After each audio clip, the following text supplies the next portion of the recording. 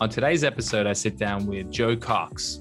Joe is the managing partner and founder of Ecommerce Accountants, a UK-focused accountancy firm that is helping many sellers understand and get through the treacherous waters of VAT, taxation, and simply running their books the right way when it comes to Amazon and e-commerce in general.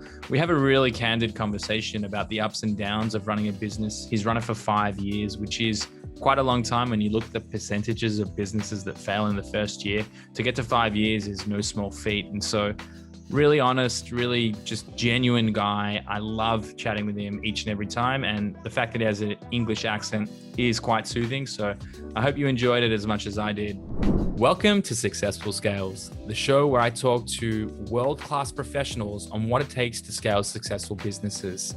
I dive deep asking questions to people who are running unicorn businesses, to raising funds, to buying businesses, mergers and acquisitions, IP and patent law, what is to manage performance management. I mean, the list goes on. The idea really is, how do I create knowledge and learning for you guys listening in? And of course, myself, getting the floor with people who I, in many cases, would never dream to share a room with. Before we jump into the episode, I've got to give a special thank you to our sponsors. Firstly, over at Global Wide Advisors, a leading digital consumer products investment bank focused on optimizing the sales process.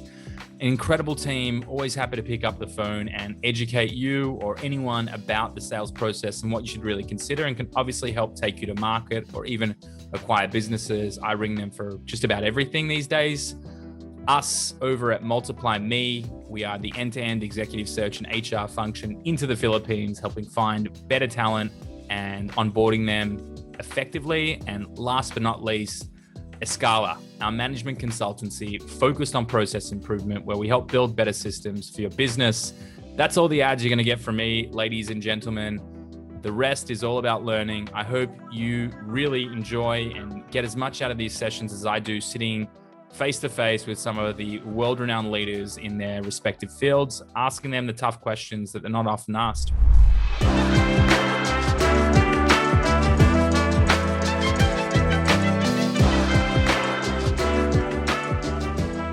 Joe, welcome to an episode of Successful Scales, my friend. Thanks for taking the time to jump on. No, thanks, Yoni. It's great to be here. Yeah, I mean, we had a great conversation on your podcast. It feels like the other day, but really it was probably a couple of months ago. But, just loved getting to know you and learn a lot about what you're up to. And we had a pretty stimulating conversation. But before we dive into everything that I want to, grab and suck out of you today, tell everyone at home listening a little bit about you and I would say a little bit about Ecommerce Accountants as well. Be a great starting point. Yeah, sure. So my name's Joe. I'm the founder and managing partner of Ecommerce Accountants, which is an accountancy practice that's based in the UK, where we specialize with working with e-commerce with e-commerce businesses. I started the business about 5 years ago now, and it essentially, I went full circle with it. So originally I was a trainee accountant and at a small firm in London. And one of my friends had done ASM, Amazing Selling Machine. That I think he was in the second cohort. He basically told me about this course that he was doing. And at the time, I think he'd paid like 3 or 4K, sorry. I was like, that's just an insane amount of money. What have you, like, we just finished university. I was like, what are you doing? And he's like, yeah, I was just intrigued. And basically he kind of said to me, if you put the money up to start a business together, then I will, like, you can do the course. So I think I had like £1,000 or £2,000. So I was like, all right, put that in, we'll follow the program. And essentially, while I was a trainee, we started this online Amazon selling business, private label. It went really, really well. And it got to the point that it was almost embarrassing. And then it was like the early days. So it was so easy to get page 1, rank 1. It was growing loads, and I wanted to quit my job, but I didn't. I carried on, finished my qualification because I always knew I'd have it to fall back on. And yeah, then I went off, spent a few years focusing on private label with my friends, and then kind of wanted a new opportunity, realized that there was no accountants that we could outsource kind of our business to. So I was still doing all the accounts and bookkeeping and things like that. And because all of our friends kind of, we were telling them then like, oh, there's this Amazon thing, you guys need to be getting on this if you want to make some money. All my friends started Amazon businesses, and then I ended up doing the bookkeeping and the accounts. And so, yeah, basically I went full circle and satisfied my own itch. And here I am today. So you got into selling. You went through that experience. You're not the first person I've heard start with the Amazing Selling Machine, and it was sort of the first of its kind in the Amazon related courses. Interesting to see though that you've gone from being a seller, and I think when we spoke, you had a pretty serious, or you still run an Amazon private label business, correct? Yeah, so we still run it, but we haven't launched any products for about 2 years now. And to be honest, I'm probably the worst accountant here for this. I was with my business partners on the weekend, and they were saying like, "How much money did we make? Is it doing well? Is it not doing well?" So honestly, I don't know, because I spend so much of my time worrying about my clients' books and businesses. Everything we do is last minute, and they're both working on, or three of them actually, they're all working on different businesses themselves.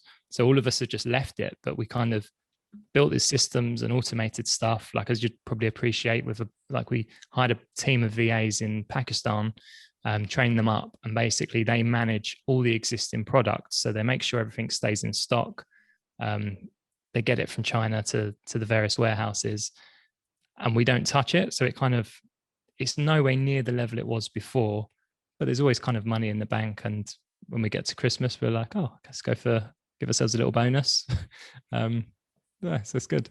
It's great. It's also great just to have your finger on the pulse, and to still have, even if it's not the focal point, and it's like the age old, I don't know if it's a saying, but you go to a plumber's house and you'll find that he's got a leaky faucet. It's always the case, right? When you are the accountant, you're the expert, you're too focused on everything that your clients are delivering, and you want to make sure that you are, that is your reputation, that is everything. So, I can acutely relate to that. So, I mean, you've given a high level of what you do, e-commerce accountants, and the services that you provide. You focus on effectively supporting e-commerce sellers and helping them run their financials. But you've grown pretty quickly. You said you've been here for 5 years, but I think when we spoke, you said your team's at about 20, 25, 30, if I'm not mistaken. Yeah, I think when we last spoke, we were probably in the early 20s, about 22, but we're up to 25 now. We should have been 26, but one of the guys almost ghosted us at the last minute, actually. But it's because of the pandemic. Apparently his family are in Pakistan, even though he's from the UK. And they got COVID, and he had to fly out there to kind of look after them all, and basically, which understandable, right? Like if that's the situation. And I just said, well, given international travel now, we don't know when you're going to be back. And it was meant to be for quite a senior role. So I didn't really want essentially like a manager in the business starting out over there, and not knowing when he'd be back and things like that. So fair enough. I mean, that's a pretty sizable accounting firm when you talk about a focus just on e-commerce. You'd have to be one of the premier service providers in the space at a size like that. I speak to some great people in the space, but most of them stop at that point where they're, owner operator. They'll cook the books for multiple, sellers, and that's sort of the end of it. At what point, or sort of what was the trajectory or the growth? Obviously when you're starting to hit numbers like that, 25 people, you're going through some pretty interesting organizational changes. And I don't know how you run. I don't know if it's kind of like the company that comes to mind for me is like Quiet Light Brokerage. The way they operate, Joe Valley and the guys over there, the way they operate, it's kind of like hunter gatherer. You're given businesses to sell, and you have those touch points. Do you guys run ops in a similar way, or do you have sort of, you said a senior management role? Like, are Are you sort of creating that cascading waterfall where you have the senior management, middle management? How have you gone about building out the business? Real good question, and something I think I've spent a lot of time over the last 6 to 9 months, like thinking about, pondering, changing. Like the best way to do this, like initially when we were starting, I know I'll answer the last bit about the hunter-gatherer approach. So the way it's structured now is the firm, like the clients come in, and the firm, when they sign up with us, they then get assigned. We've currently got 2 client managers who are essentially both responsible for each portfolio of clients.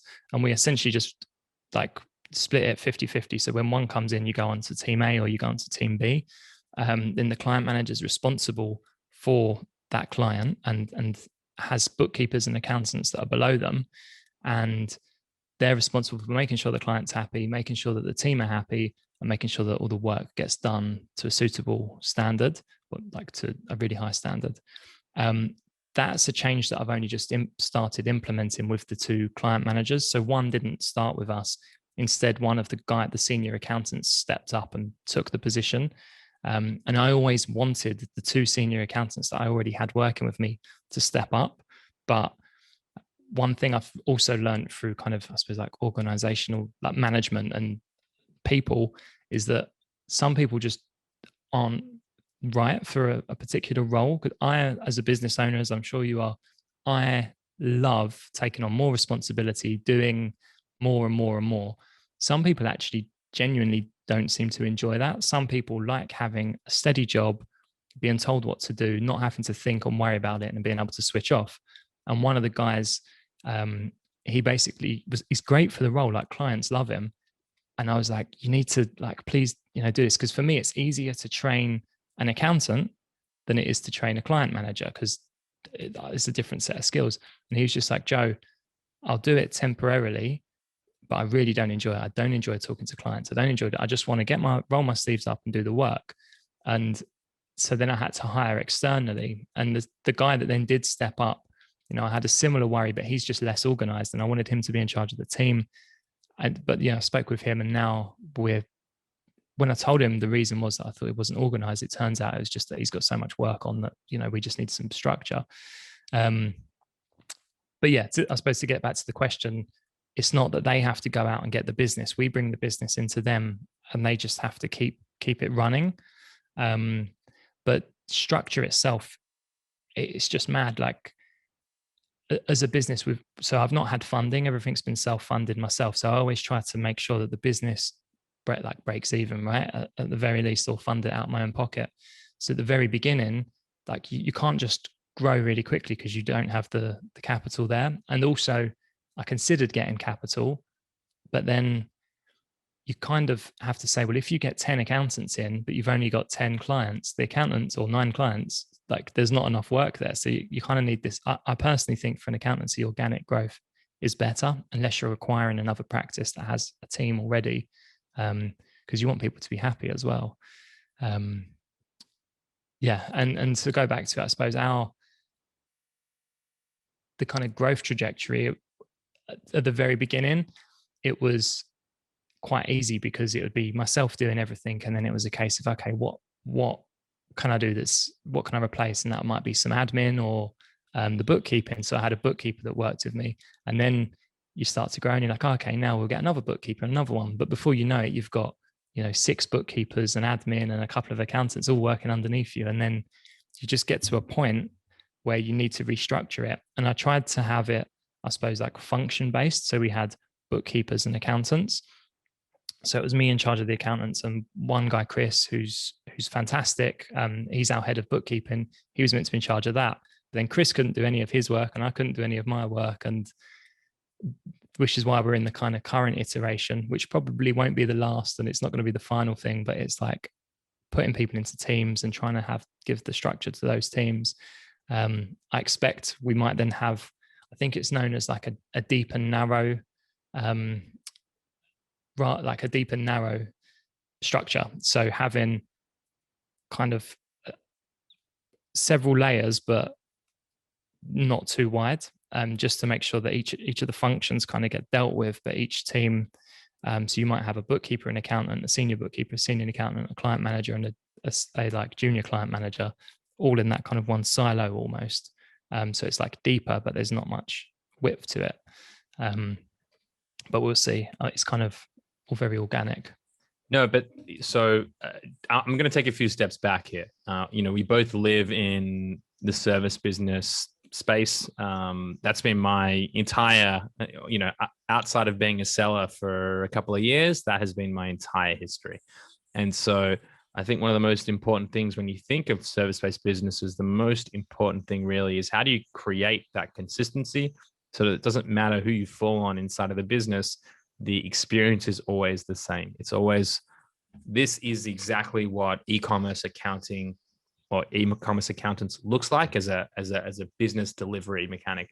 Shouldn't matter that I got a shitty account manager or the wrong accountant, etc. It has to be uniform. So not that I'm sitting here saying I'm the expert of everything here, but to me, it makes a lot of logical sense to have the people who are in the right seats, like to deal with clients, have that great interpersonal client relationship and can manage the teams, or at least divvy up the work into the individuals that are then going to deliver on it and then be that balance and check. And I think that's a really important thing for people listening in who are going into the service-based business is as you grow any service, what tends to happen is that you can quite quickly lose control of what the output looks like. And you can take two streams of consciousness here. You can either say, right, I'm going to focus on my hiring efforts and I'm just going to hire the best people. I'm going to pay them a shitload of money and effectively have them, own, operate, and deliver on everything that they're supposed to. Or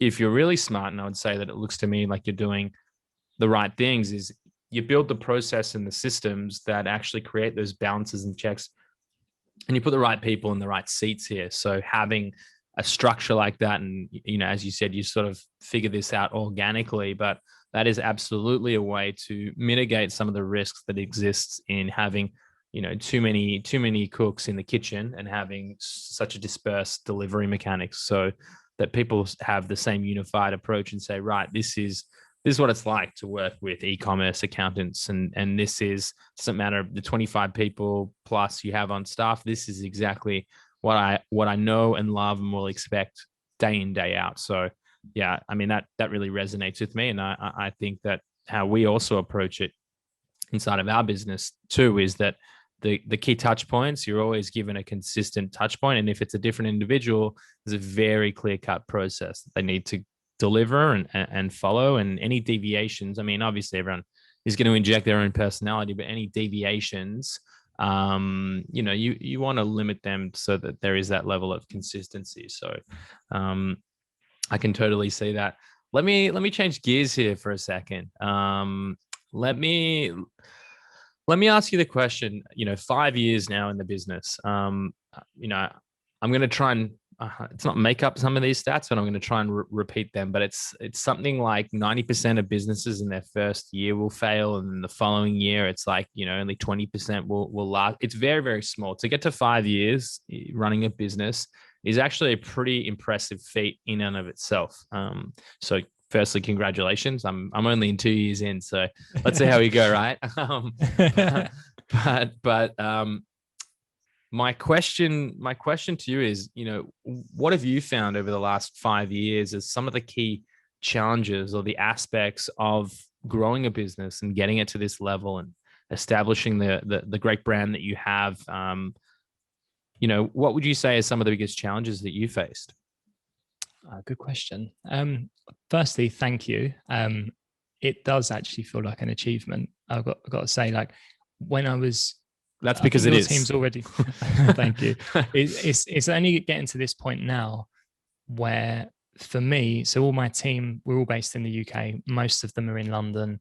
There's a few that kind of aren't based in London, but over lockdown, like at the start of lockdown, there were 10 of us, and we've hired quite a lot of people, and lots of people were just remote the whole time. And in the last few weeks, like on Wednesday, we had 13 people in the office, which was like a high score for us. And like for me, this whole journey has just been like consecutive, just little decisions. Like I decided to just buy that domain that day. I decided to knock together the first version of the website and just start offering this as a service, right? To me, that it could have just been an inconsequential decision. But then I just every day like iterated, built on it, built things out. Next thing, hired someone. And then suddenly I was just sitting there and I was like, wow, like two of the girls have actually become friends and were talking about the fact that they'd met up on the weekend and had done stuff. And I was like, this is actually like kind of cool. Like it's a really weird thing to just be like, I've created like a real thing here. And I don't know, it just suddenly kind of sunk in and become a bit real rather than like me playing a game, almost like a video game where I've just been doing stuff on my computer. Just suddenly it was like, wow, this is a real thing where people have got actual kind of emotional relationships with each other. We've got 300 or so clients that we work really closely with. Yeah, it just felt pretty cool. So I know I'm being a bit self-gratifying there, but it genuinely does. Do you know what though? You've got to celebrate those achievements, and I think and I rarely use this term. I'm starting to feel a little bit more comfortable saying the word, but as entrepreneurs, I think you very seldom stop and think, wow, look what I've achieved, or look what us as a collective have actually managed to achieve. You're supporting 300 clients. That's enormous. You literally have 25 people who depend on you for their livelihood. You've created opportunities for people that otherwise, wouldn't be getting paid a salary, potentially in a job that, I can only imagine they would love. So, the ecosystem, the environment, the opportunities that you've created, I mean, it is an amazing feat, and it's something that you should be really proud of. And I think that, for anyone listening in, take a second and stop and think about what it is you're doing and the lives that you're impacting every single day. That's 300 businesses now that without you wouldn't be in the position they would be. And so if you really want to think of like, well, what's the ripple effect there? That means that their businesses are now running more effectively. So all of the people that they employ, they're now getting paid, and you've created, you've had a hand in creating so much opportunity for so many people. And for me, that's a big driving force. We have about 150 people on payroll right now, but that's what gets me up in the morning, is knowing that that's the number of lives that we are now touching in the relationships. We've got people internally now who are dating. They wouldn't have met if it wasn't for the creation. They go out, they hang out on weekends, and we're an entirely remote operation. So to see these just incredible friendships being formed, and relationships too, and people's livelihoods and lives effectively being changed, it's something that you should be really proud of. And it feels like a bit of a game at times, but then you have those sobering moments where something happens, some real world shit happens, and you're like, well, you know what, we're there for our team members. We're impacting lives. So yeah, I would say as well, I'm also equally responsible. I'm a high achiever. I'm thinking, all right, how do I keep pushing? How do I achieve more? How do we create more jobs? How do we create more businesses? How do we impact more lives? And so yeah, mate, enjoy it and take a moment to really appreciate what it is you've created. And you're one of it's a very small percentile. I wish I was quick enough to pull it up to actually see what the stats are around 5 years in, how many businesses. But I think at 10 years, it's like, I think it's single digit percentile of businesses that are still in market. So the rate that e-commerce is growing, mate, I would be shocked if that wasn't you. If the exit path wasn't on the horizon, then I'd be shocked if you weren't still running a business 5 years from now and doing what you're doing. Well, that's the thing about that. There's so many. I feel like it might be kind of misleading, the fact that businesses might not be there after 10 years. It's because sometimes like a lot of our clients end up selling after so we've only obviously got a data set really of 5 years, but I've started to notice now some of the more successful ones that I've worked with for 3-4 years have started to sell. And to me, it's like, well, it's not that they've like died. So just because their business has disappeared after 3 or 4 years and not 10, it's kind of doesn't mean that they've just, I suppose, like failed, if that's what I'm trying to say. But one thing I'd really like to do that I've not actually, I just don't know how to implement or I've had the time. But I feel like for us, because we only work with e-commerce businesses, there's obviously a few, like when they, as a business owner, if someone then starts investing in property, they start a property business, that sort of thing. But all the e-commerce ones, I feel like it's kind of cool because we've got access to all this data. And as we grow, there's even more, right? And I'd love to find a way of being like, let's look at exactly that, right? Like, what's the average e-commerce business? Like, how does it look? What's its growth trajectory? How do they usually look? Obviously, with people's permissions, we'd do that, but almost to create like some sort of industry benchmark. And you could do it. You could do it blind, as in you could have it as a study of 300 businesses where no names or information or anything's actually shared, and I think that way you'd be able to actually deliver it. I think I was telling you when we spoke, Tyler Jeffcoats, who's got an accounting firm in the space too. He did a study and found some really interesting data. One of the interesting data points, and it would be very cool. If you guys actually had a conversation, you guys would firstly get along. He's a great guy as well, but wouldn't get on with it, no. Yeah, but you guys could have a very interesting conversation about the landscape from a financial perspective of how a lot of these e-commerce businesses are performing. One of the things that I gleaned from the conversation I had from him was that e-commerce businesses tend to be most profitable. Amazon, FBA, and e-commerce businesses tend to be most profitable up until about 1.5 million in revenue. And once they hit that 1.5 million mark, they start to dip. And it's those that can get over about 4 million that start to then recoup and start to become, again, extremely profitable. So, that was one of the really interesting things, is that, and what I took from that is effectively you have the solopreneur, owner operator, they can only get to so many things. And once you hit about that 1.5 million mark, you need to start hiring, you need to start implementing. So you have to start learning new skills that you didn't have before. And so if you can get through that hurdle and you can actually grow to that standpoint and hit that 4 million mark, is sort of what he discovered. That's when you can really start to do some serious damage and start doing, 10, 20, $50 million in revenue, and actually, focusing on that profit margin. So, I mean, I would love to see what that looks like. And, I know that your goal right now isn't to win all that many clients, which is a great problem to have. But I think if you came out with a study like that, I mean, it would open up the floodgates for awareness, and that would be a very smart marketing play. And I think it'd just be really interesting, right? Like, I mean, was that guy called Jeffrey? Did you say? Have you Tyler? His name's Tyler Jeffcoats. Yeah. Jeff Coates. Have you interviewed him on your podcast? I have. And do you talk about that on the podcast? We talked about a lot of things. He's a super. You should listen to the episode. Honestly. I was literally about to say, give yourself a plug there. Put the link to that episode, because that sounds like a really interesting. I'll share it with you, and I'd be happy to connect you, because he's got a heart of gold, and he's a very switched on guy. And I think you guys would have some interesting. I'd love to see the two of you talk about it, because I can't talk at the level. Finance is not my strongest point. I just I'm more on the creative side than the numbers side.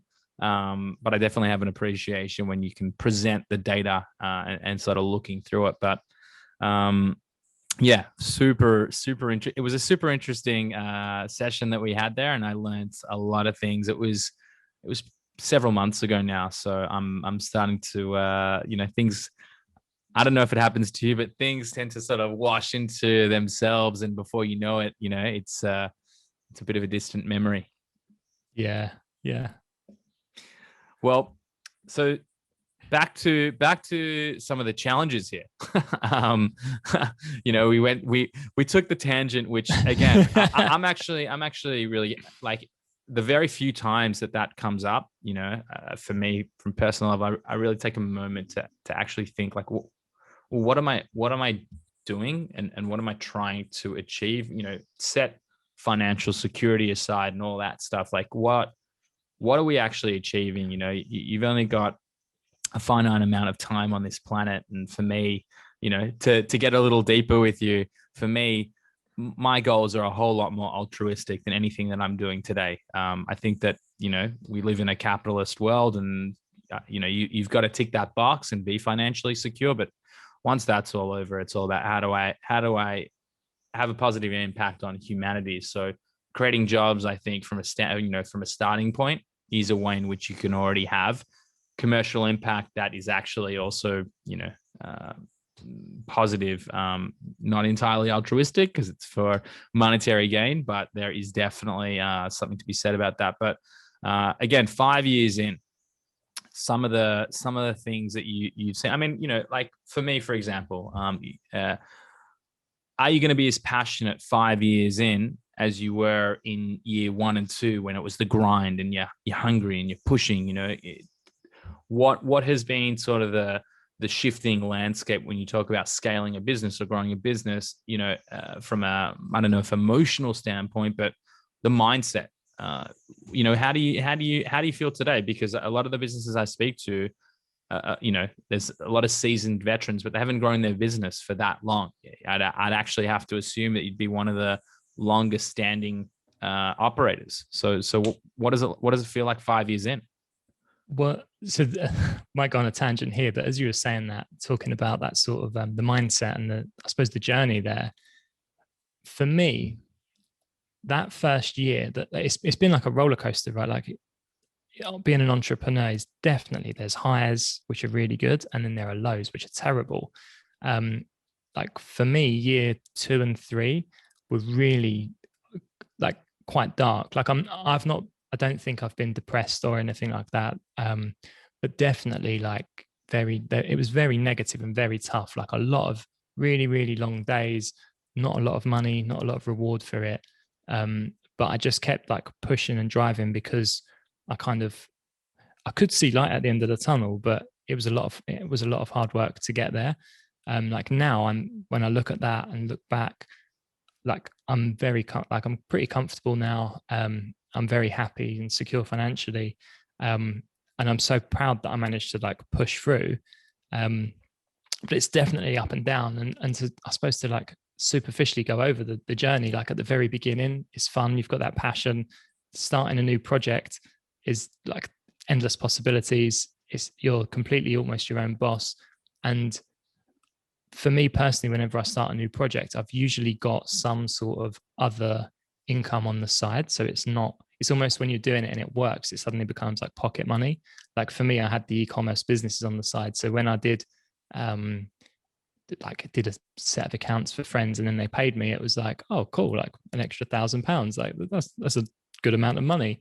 And as the business kind of grew, when it was just me and I had no staff to pay, every new client I took on was essentially money that I got to put in my pocket,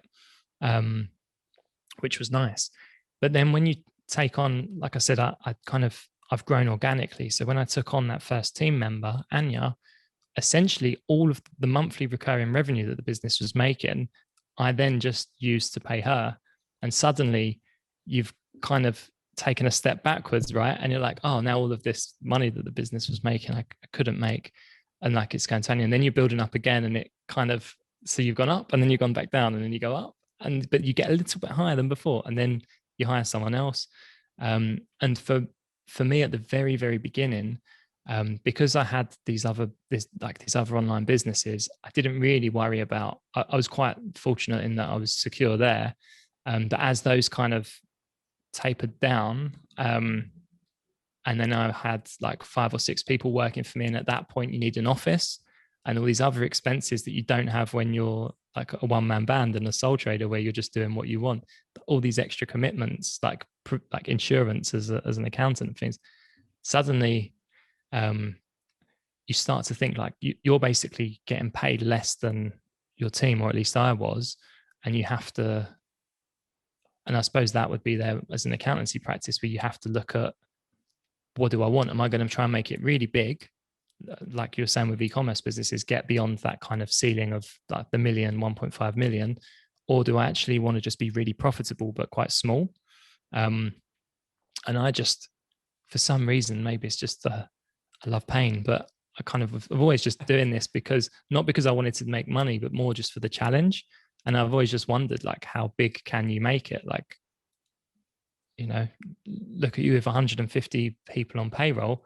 I'd love to have like e-commerce tower, you know, like a big, like 500 people, like in the Shard, 5,000. There's no reason why not. It's just kind of fun to see how far you can push it.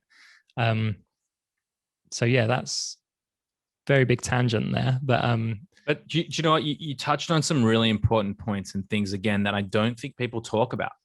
But people aren't talking about that up and down journey. You know, let's break it down to a couple of things you just outlined here. So the first thing is that it's not always sunshine and rainbows.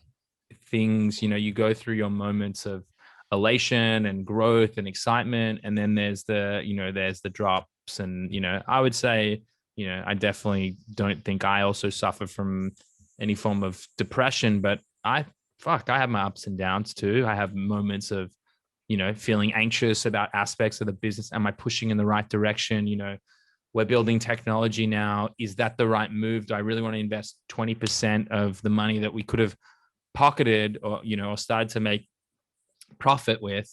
Do I want to keep reinvesting into things that may not actually materialize into anything? Like, how far do you want to push it? And also to that effect too, it's like, as you grow, it means you need more from a service business in particular, well, you need more staff. So you go through that journey of like, great, we're now at, you know, 100,000, 200,000, $500,000 revenue a month, whatever, you know, whatever it's looking like. But then you look back and you're like, well, shit, we actually are making losses every single month here because we're trying to manage that growth. So like, what is that tipping point, right? You know, how do you actually, I mean, you're the best guy to know what the tipping point looks like in building the financial model to actually enable that.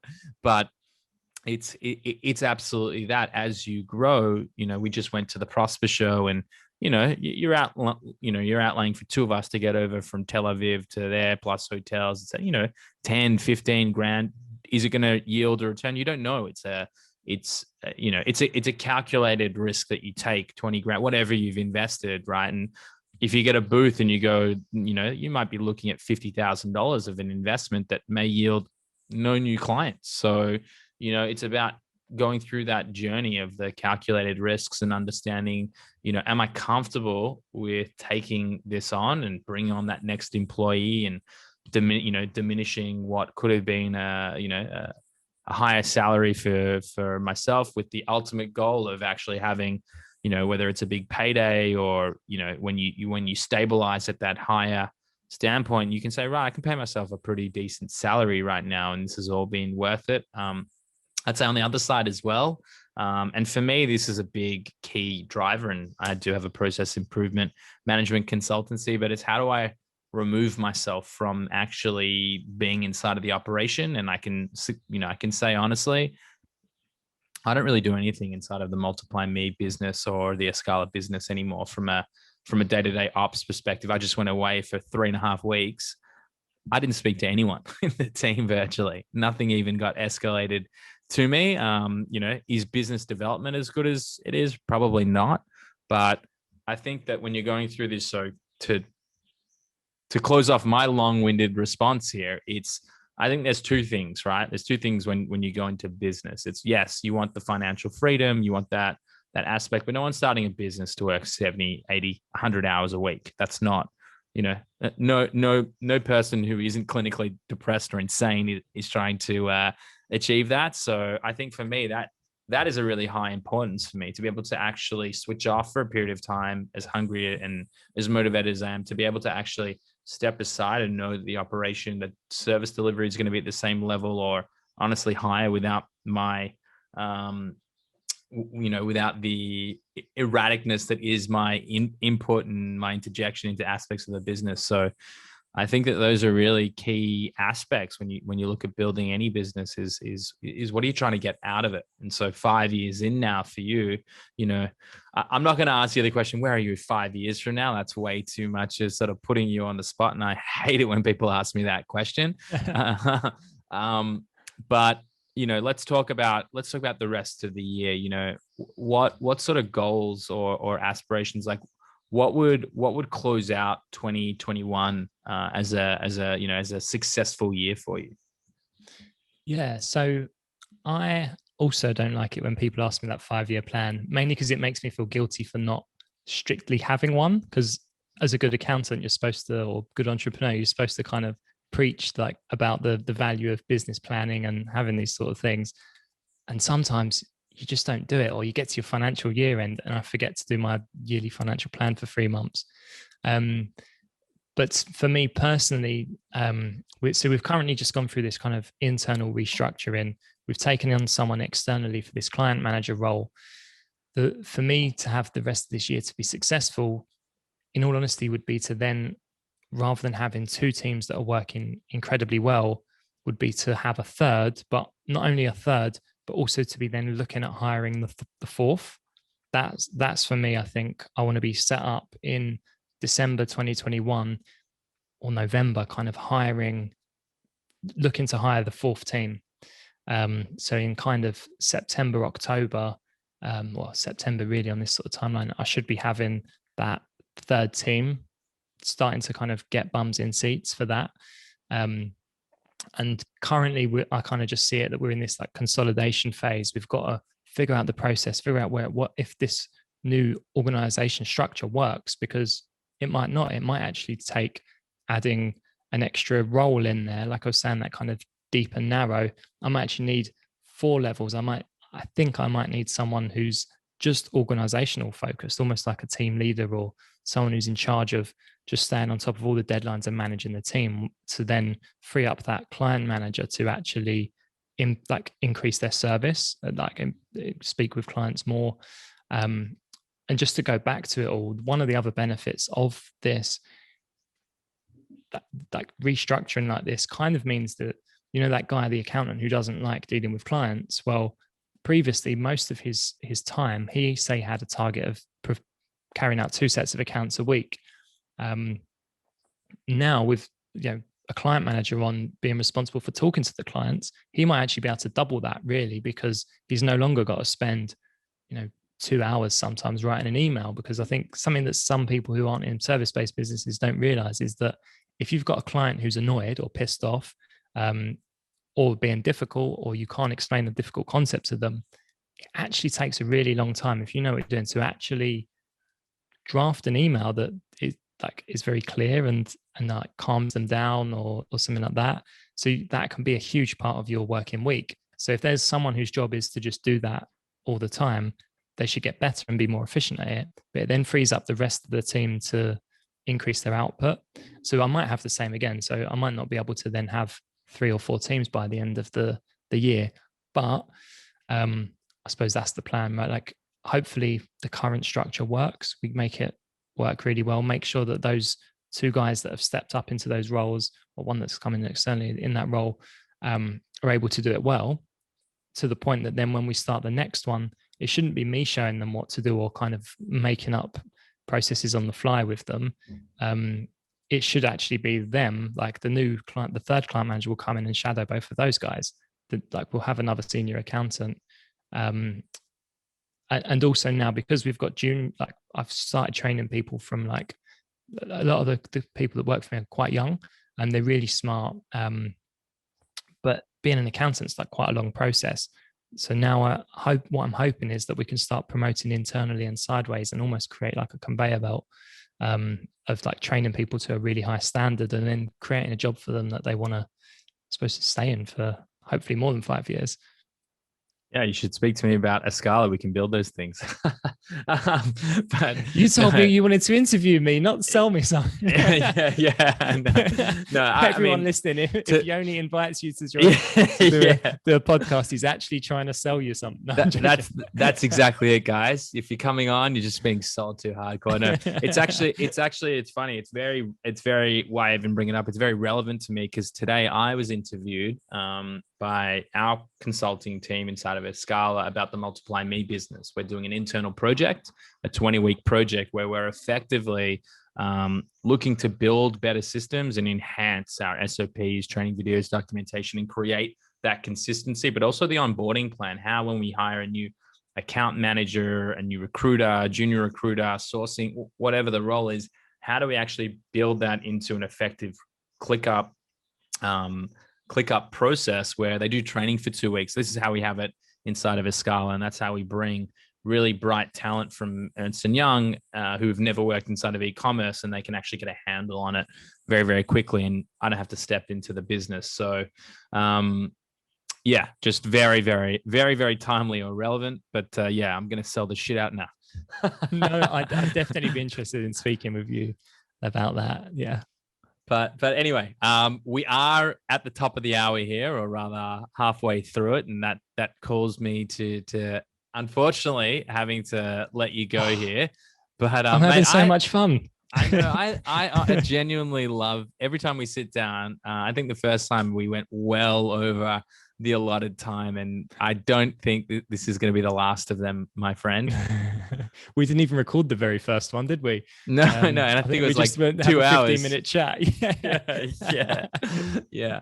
We'll have to just start pushing a record a little more, because I think that, I learn a lot every time we sit down, and I find it really interesting, especially, being someone who has had a service business, growing it for, a 5-year period, which is no small amount of time. A lot happens in 5 years. If you think back to where you were 5 years ago, I'm sure you're a very different person. And you sort of, as you go through this growth period, you grow in stature and you become more responsible, aware, accountable. You've got more people who are relying on you, and you sort of have to step up to the plate and really grow. Otherwise, you become irrelevant. And so I think that many years in, says a lot about you. And just one last thing about what you said before, where you're talking about the sort of years 2 and 3 were tough and we're not that good. I think that for a lot of people who are going through that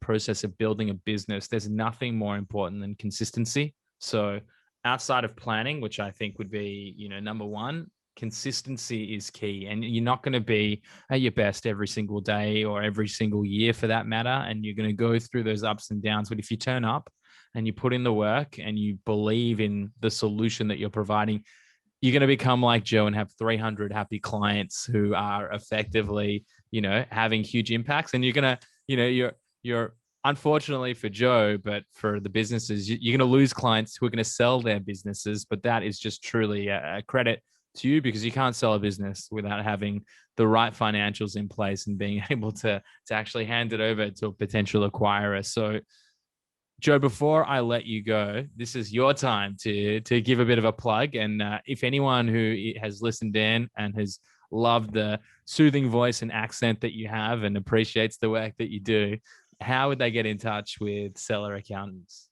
Or sorry, e-commerce accountants. I've just literally merged the two businesses here. We can do that if you want. If you want to also have a merger, it's fine. Let's do it. It's the missing link, right? I think that we can be the ultimate e-commerce management consulting practice. That's your one-stop shop where you could go nowhere else. We'll take over the world. I mean, firstly, before I give myself a plug, if you're still watching this and you've enjoyed the video, please do Yoni a huge favor. Click like, tap subscribe. I'm sure he will appreciate it. I'd love this video to be the most liked video, just so I can get bragging rights over all the very interesting people that Yoni's interviewed. If you want to get in touch with myself, the best thing to do is visit ecommerceaccountants.co.uk. The only thing I would say is we basically only deal with UK compliance. So if you're an overseas seller and you need someone to handle your UK VAT returns, brilliant, we can do that. If you're a UK business and you need corporation tax, personal tax, we can deal with that. But if you're in the US and you need a bookkeeper and accountant to deal with US filings, I'm afraid we can't do that. I had started a YouTube channel myself, which I've interviewed Yoni on. It hasn't been published yet because it's gone on a temporary hiatus, the interview with Yoni, that is.